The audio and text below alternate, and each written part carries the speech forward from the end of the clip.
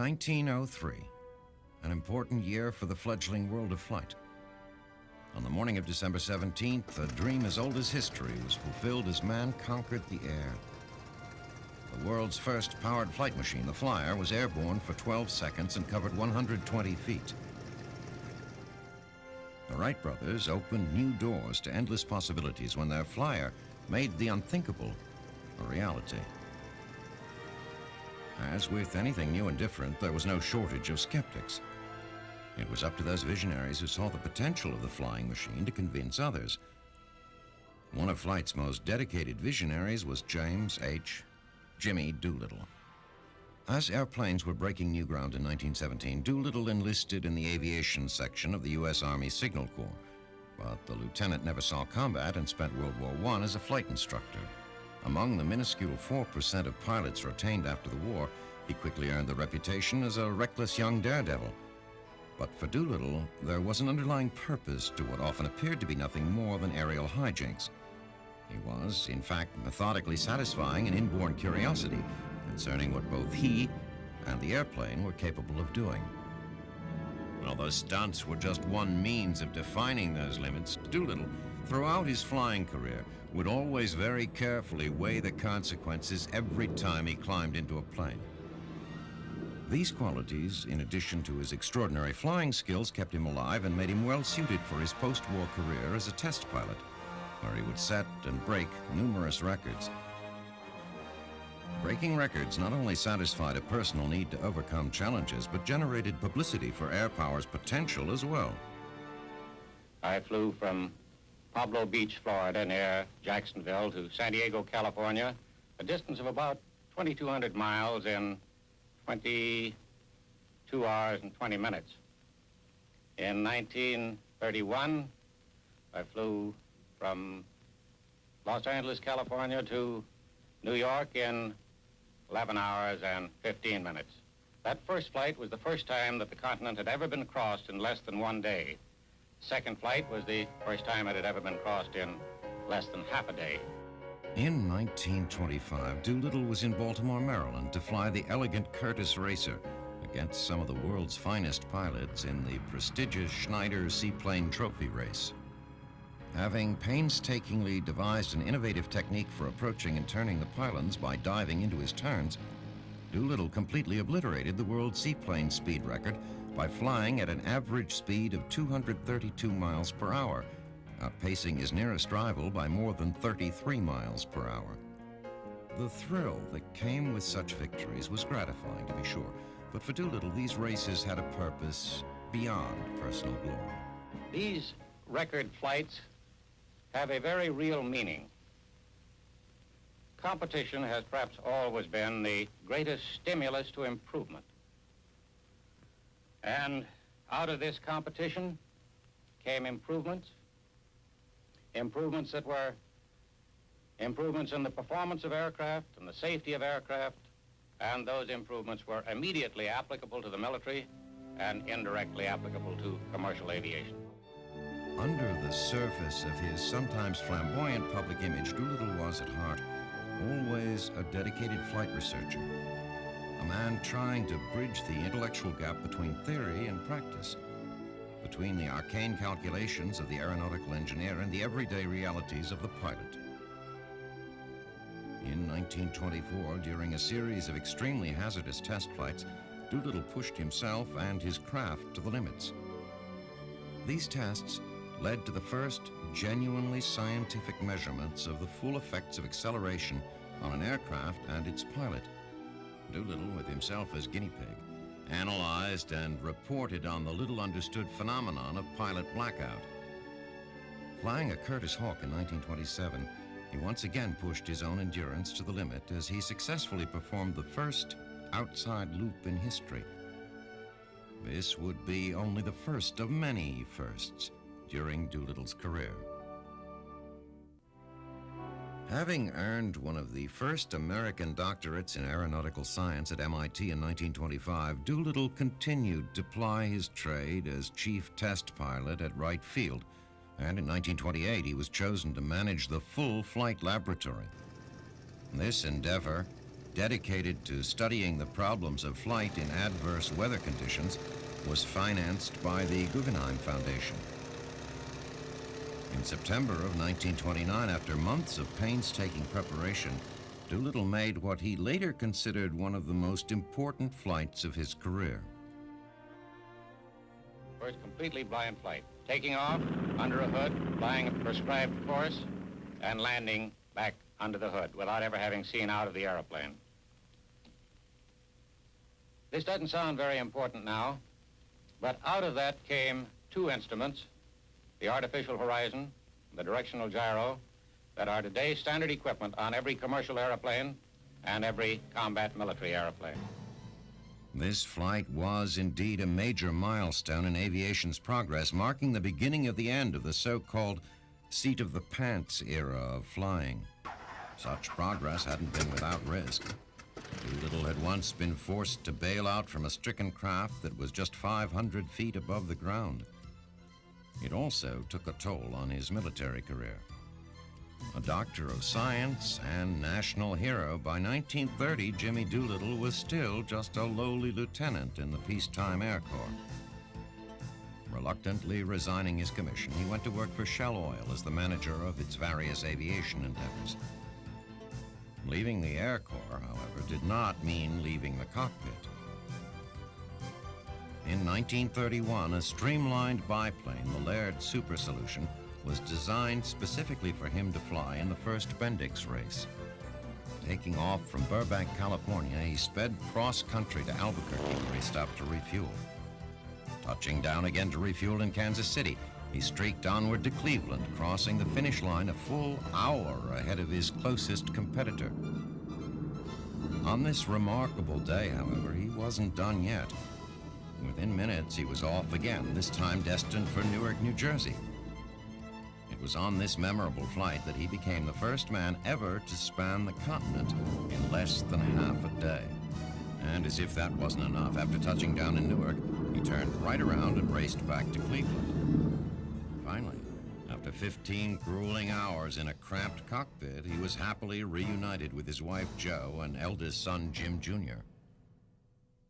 The following year, Doolittle hoped to fly a modified version of the Super Solution in the national air races at Cleveland, but a crash landing dashed those hopes until another craft, the radical GBR-1, was offered as a replacement.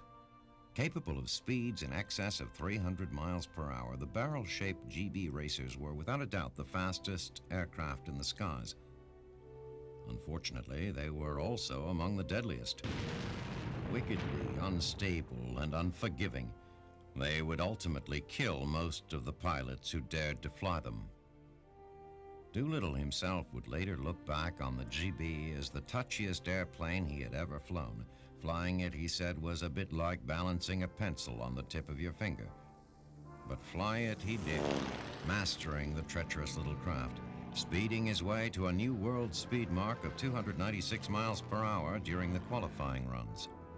He went on to win the most prestigious of air races, the Thompson Trophy race. Averaging more than 10 miles per hour faster than his nearest competitor, before 50,000 wildly cheering spectators, this victory was the high point of Jimmy Doolittle's racing career. Ironically, it was also his farewell to competitive flying. He had fulfilled all of his racing ambitions, and the sport of air racing had, in his view, served its legitimate purpose. Besides, he explained to the press, he had yet to hear of anyone engaged in the sport dying of old age. Although he had removed himself from the national limelight, Jimmy Doolittle went on to make some of his most important contributions to the future of American air power.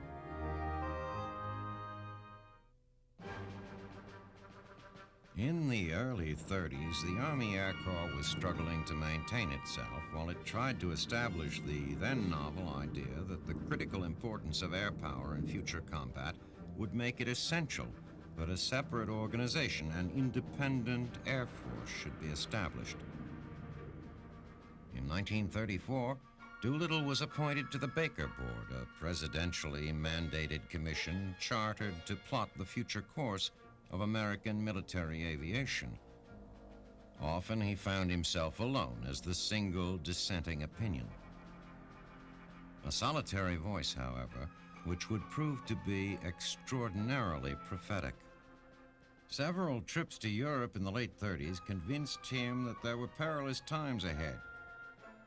Volunteering to return to active duty, Doolittle rejoined the Air Corps in July of 1940. He was a 45-year-old lieutenant colonel when the United States endured the most humiliating defeat in its history, Pearl Harbor. Just 3 months later, under Doolittle's command, a group of hand-selected volunteer pilots began training at Eglin Field in Florida. The pilots weren't privy to every detail of their mission. All they knew was that they were expected to get a fully loaded B-25 Mitchell medium bomber off the ground in less than 500 feet.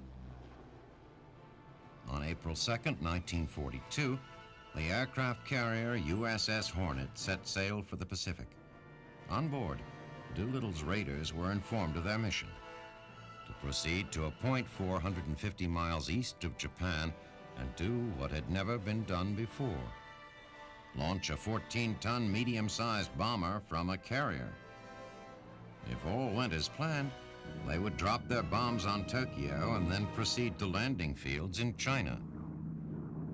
While en route to their launch point, the 80 pilots were briefed daily on the details of their missions.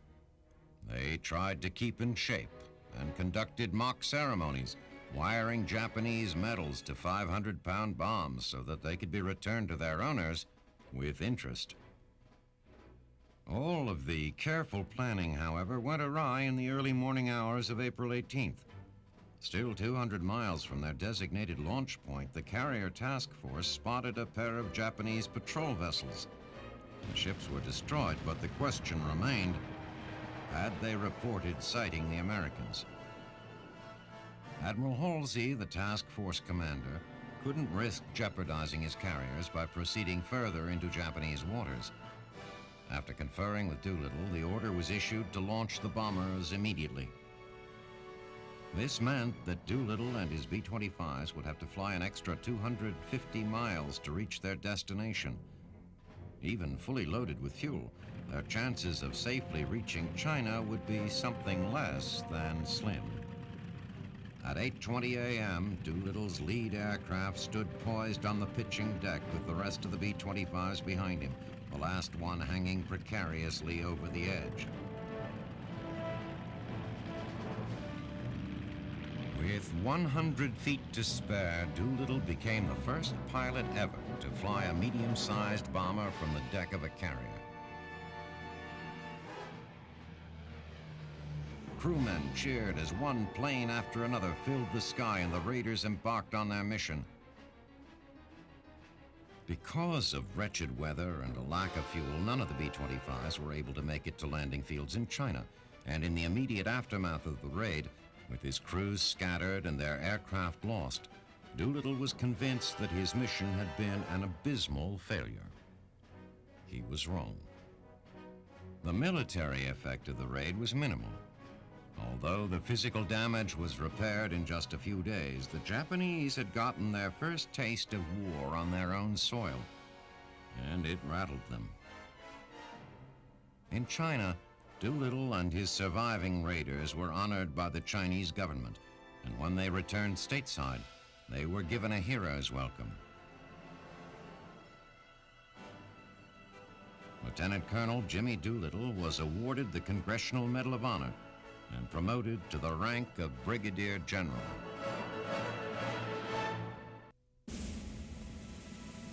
With his new promotion to Brigadier General, Doolittle's first major assignment was to command the 12th Air Force preparing for Operation Torch, the invasion of North Africa. His primary job was to prevent Axis supplies, personnel, and material from getting into Tunisia, and then to prevent enemy troops from getting out. His forces carried out their mission with devastating effect. As the campaign drew to a close in April of 1943, now Major General Doolittle placed it in perspective. The Battle of Tunisia is over. It was a hard fight, but it represented only the initial phase. of this operation. It was a preliminary bout. The main event will be the all-out air operation against Germany and against Berlin itself. During the North African campaign, Doolittle earned the nickname the Flying General. He made it a point to fly frequent combat missions with his units so that he could fully understand the pressures under which they operated. In January of 1944, Doolittle, now a lieutenant general, was placed in command of the mighty 8th Air Force, a massive aerial juggernaut that was then taking the war to the heartland of Hitler's Germany. Initially, bomber losses were prodigious. The practice at the time was for the bombers to fly over their targets, release their bombs, and then get the hell out as fast as they could. Damaged airplanes that couldn't keep up with the formation were left behind for the Luftwaffe fighters to finish off. Shortly after assuming command, General Doolittle issued a controversial order directing that the speed of all formations should be reduced so that the slowest craft could keep up. Bomber crews were to maintain extremely tight formations at those speeds so that the massed firepower of the entire formation could be used to protect the damaged aircraft. Despite the fact that the bomber crews objected strenuously, Doolittle's innovation ultimately saved a good many of their lives. And while this decision may have been unpopular with the flyers, they were absolutely outraged by a subsequent Doolittle directive. In the spring of 1944, it was imperative that the Allies achieve air superiority over Western Europe in preparation for the upcoming Normandy invasion. Until that time, the mission of the 8th Air Force fighters had been to provide escort for the heavy bombers. In yet another calculated risk, Doolittle told his fighter commanders, from now on, your mission is to destroy the German Air Force. This momentous decision took extraordinary moral courage, for in turning the fighters loose, Doolittle was not only risking his own career, he was seemingly putting the lives of thousands of the bomber crews in jeopardy. Having been considered both a hero and a visionary, he now found himself labeled as a murderer of young men. Undaunted, Doolittle believed that by wielding his fighters against the Luftwaffe in the air or on the ground, the bombers would ultimately benefit. Throughout the early months of 1944, the 8th's fighter groups went on a rampage in the skies over Western Europe, unleashing their fury against the Nazi fighters, blowing them out of the skies and decimating them on the ground.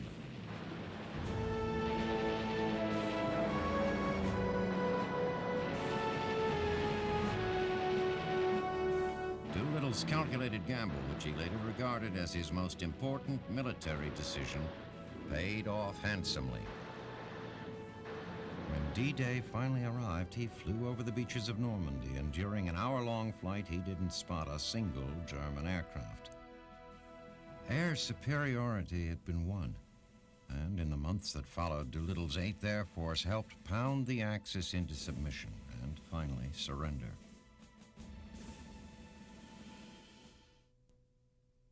Although he retired from active duty in 1946, Doolittle never became inactive, and he never lost his sense of duty. Not a man to rest on his laurels, Jimmy Doolittle's so-called retirement years were filled with activity and achievement. To millions of Americans, he was Mr. Aviation, and no one else in post-war America could speak so convincingly on behalf of air power. After the war, he was instrumental in the formation of the Air Research and Development Command, the forerunner of today's Air Force Systems Command. And though a civilian, he continued to serve as a troubleshooter for the newly established United States Air Force, at last a reality. He would eventually go on to serve as the chairman of the Air Force's Scientific Advisory Board during the critical period when the country was taking its first tentative steps toward the new frontier of space. He also served as the last chairman of the National Advisory Committee for Aeronautics, which was in the process of transforming itself into NASA. Approaching age 65, the one-time daredevil test pilot ended his flying career in 1961. Although Doolittle was finally out of the cockpit, he never lost his love of flying. He was frequently a keenly interested visitor to Edwards Air Force Base, where aviation continued to meet its future, and where he could renew his relationship with test pilots, a breed of men with whom he shared a deep and abiding kinship. General Hap Arnold once observed that Jimmy seems never to have been absent when something big was happening in air power. Indeed, his life spanned the history of aviation. It was a remarkable life which intertwined with many of the remarkable events of that history. A remarkable life. A remarkable man. A hero. General James H. Doolittle.